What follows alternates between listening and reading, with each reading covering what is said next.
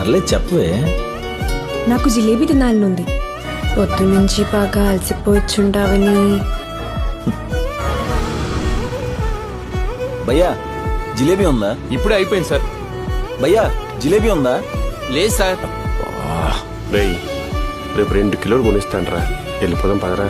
అరే ఇంకొక చోట ట్రై చేద్దాం ప్లీజ్. అన్నా జిలేబీ ఉందా? లేదు సార్, అయిపోయింది. ఇప్పుడే అతను తీసుకున్నారు. సార్ చెప్పండి. నాకు ఆ జిలేబీ కావాలి సార్. ఏం లేదు, నా భార్యకి అదంటే చాలా ఇష్టం సార్, అందుకే అడుగుతున్నాను. సరే తీసుకోండి. అలా ఎలా అడిగేసావురా సిగ్గు లేకుండా? నా పిల్లం కోసం అడగడానికి నాకెందుకురా సిగ్గు?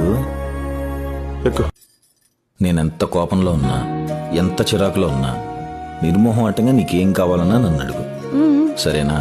అయినా నా దగ్గర మొహమాటం ఏంటి నీకు?